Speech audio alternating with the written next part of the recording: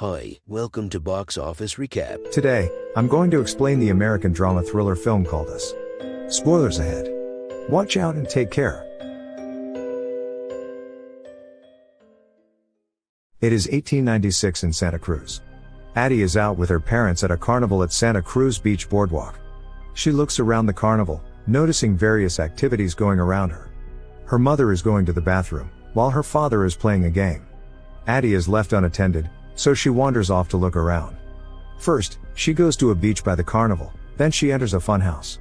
The lights suddenly go out, and Addie is stuck in a house of mirrors.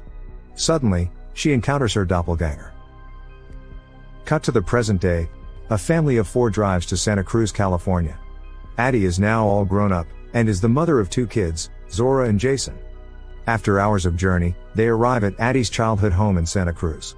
At lunch, Gabe Wilson, her husband, insists on going to the Santa Cruz Beach Boardwalk that night for fun. Addie remembers to this day what that night at the fun house had done to her. She is haunted by memories of the encounter and her recovery, during which she stops speaking for a while. She doesn't want to go there again, but Gabe successfully persuades her. The family then drives to the beach. On their way to the beach, they are having fun in their car. Zora makes fun of Jason's magic fire ring. At one point, they witness paramedics taking away a body of an old man, with blood on his chest. As they arrive at the beach, they meet their friends, Josh Tyler, Kitty Tyler, and their twin daughters. As the 2 families are relaxing, Jason goes to the bathroom. While returning, he is shocked to see a man who looks similar to the dead man they had seen earlier. Addie notices Jason missing and gets very scared. When she finally finds Jason, they decide to return home. At night, Addie tells Gabe about her encounter with her doppelganger when she was young. However, Gabe doesn't seem to believe her. As they talk, the lights go out. Suddenly, Jason arrives and tells his parents about a family standing in their driveway. They look through the window and see a family of 4 standing there. Zora comes out too. Addie freaks out and calls the police, as Gabe goes out to tell them to go away. But the family doesn't answer, and just stands there. Gabe takes a baseball bat and goes out again. This time, they start walking towards him. He feels threatened, so he comes inside and locks the doors. However, the people outside find a hidden key and come inside. The family is surprised to notice that the intruders are their doppelgangers. They corner the family in their own living room, threatening them with scissors. They make them sit in front of them. Jason's doppelganger is Pluto, who loves fire. Zora's double is a sadist named Umbri, Gabe's double is Abraham, and the group leader seems to be Addie's double, named Red. She is the only one who can speak, and has a guttural and raspy voice. Red tells them that they are the Wilson family's shadow, and are called the Tethered.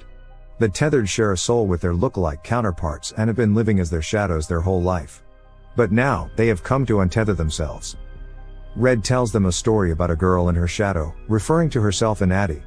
While Addie ate good and warm food, Red had to eat raw-blooded rabbits. Addie was given soft toys to play with, while Red's toys were sharp and cold. Addie met Gabe, her loving prince, but Red had to marry Abraham because he was tethered to Gabe. Similarly, Addie gave birth to a loving daughter, Zora, but Red gave birth to a sadistic monster, Umbri.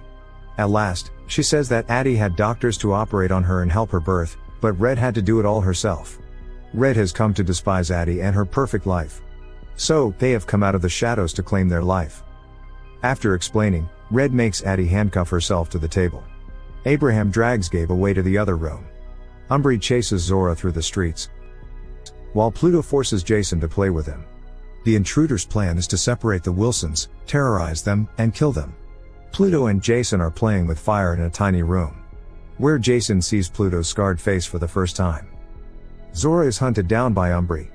As she is about to stab her with a pair of scissors, a man stops her. Zora runs away as Umbri stabs the man to death. Meanwhile, Abraham hits Gabe, making him go unconscious.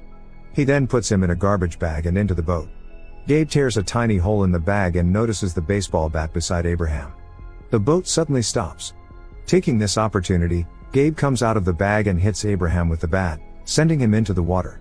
But as the boat starts moving, Gabe falls in the water as well. Gabe sees the boat stop and climbs on top of it. Just then, Abraham attacks him from behind, but he pushes him back to the water and kills him. Gabe then takes the boat towards the house. Meanwhile, Jason realizes that Pluto mirrors his actions. He distracts Pluto with his fire ring and manages to run out and lock him inside the room. Red hears the noise. She goes in and unlocks the door for Pluto. She looks around the house for Jason. Then, she finds Addie's old stuffed toy and cuts its head off. Addie is still cuffed to the table, but she notices a fireplace poker nearby. She manages to grab it and free herself of the cuffs. She then finds Jason and runs out of the house. They find Zora in their driveway. Gabe comes there with his boat at the right time. The family immediately gets on it and manages to escape. Elsewhere, the Tyler family is in their home when Kitty hears a noise. She tells Josh to check what it is. All of a sudden, their doppelgangers appear and kill the family within seconds. Just then, the Wilsons arrive there. Addie asks Josh's double for help. When he opens the door for her, she realizes that it isn't him, and hits him in the head with the fireplace poker. However, it does little to no harm to him. Others from inside drag Addie in as well. Gabe and the kids are outside when imposter Josh walks towards them. The kids run away as Gabe runs in the opposite direction to divert Josh's attention. The kids then go inside the house to look for their mother. Zora picks a golf club as a weapon. As they hear Addie screaming from upstairs, they go up and see the twins' dead bodies lying on the floor. As the doppelganger twins play in the background. Suddenly, one of them appears in front of Zora. She hits her with the bat, making her fall down the railings. Next, they are attacked by the other twin. After a little fight, Zora kills her too. Kitty's double is in the bedroom where she has tied Addie to the bed. Meanwhile, Gabe runs to the boat and Josh follows him there. Gabe then shoots Josh with a flare gun and attacks him to death. Kitty sees Gabe killing Josh through the window. Just then, Zora attacks her from behind, but Kitty dodges it. She is about to stab Zora. But Jason saves her by hitting Kitty on her head. The Wilsons sit in the living room and try to comprehend the situation. The 911 lines are all busy. They look at the news and realize that this has been happening all around the country. The news says that the doppelgangers are coming out of the sewers with scissors as weapons. They are mindlessly stabbing people to death throughout the country. They see that the doubles are joining hands to form a massive human chain after they have killed their counterparts. It is as if they have been planning this for months. Since the whole country is in attack, Addie decides to drive along the coast and escape to Mexico. As the family gets into the car, Umbri appears in front of them. Zora tries to hit her with the car but Umbri jumps onto it. Zora then stops the car abruptly, sending her flying into a tree where she is impaled on a tree branch. The family then flees from the scene. They see several dead bodies on their way. They are stopped by a car burning in the middle of the road. Jason's double, Pluto, appears there. Addie goes out to fight him while the others stay in the car. Soon, Jason realizes that this is actually a trap. Pluto intends to ignite the family's car. He tells everyone else to get out of it. Before Pluto can light the match, Jason remembers that the doppelgangers mirror their movements, so he starts walking backward. This makes Pluto walk backward too. In the end, Pluto reaches the burning car and burns to death himself. But just then, Red comes out of her hiding and kidnaps Jason. Addie runs after them. She sees the long human chain of doppelgangers standing across the beach. She then reaches the place she had entered all those years earlier. She walks around it and finds a door that leads somewhere downstairs. A rabbit comes out of the door. She goes down and discovers a huge place. It looks like a secret establishment.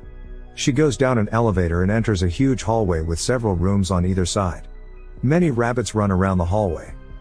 She finds Red in one of the rooms that appear to be a classroom. The doppelganger human chain is drawn on the board. Addie asks her where her son is. But Red starts blabbering about how they are human as well. She then reveals the secret of their existence.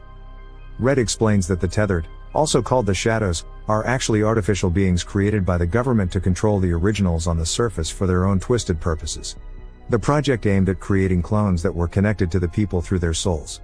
The purpose of this project was to use the clones to control people like puppets all over America.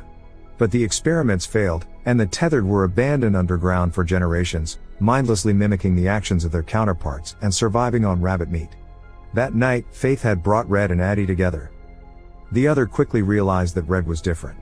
So they selected her as their leader. They planned this for years. They wanted vengeance on their counterparts, but more than that, they wanted to create a statement of their existence. Hence, they decided to form the human chain. After Addie's encounter with Red, her parents had admitted her to a ballet dance class. So, Red used to mimic Addie and dance too. According to her, dancing was the reason that saved her. Then, they start to fight in the form of ballet. Red graciously dodges all of Addie's attacks. She has the upper hand in the fight. Red runs through the hallways, as Addie follows her with the fireplace poker in her hand. Their fight grows more and more intense. Suddenly Red leaps at Addie with a pair of scissors from behind. But before she can get her, Addie stabs her with the fireplace poker, killing her. As Red is on the verge of death, she whistles the same tune Addie had heard the first time she met Red. This agitates Addie, so she strangles Red with her handcuffs, and kills her maniacally. She then finds Jason hiding inside a locker nearby. They both go outside, and find Gabe and Zora hiding inside an ambulance. The family then drives away in the same ambulance. As Addie drives, we see the flashback of the night she met Red. Addie was face to face with Red. Red suddenly choked her unconscious. She had then dragged her down to her room and handcuffed her to the bed.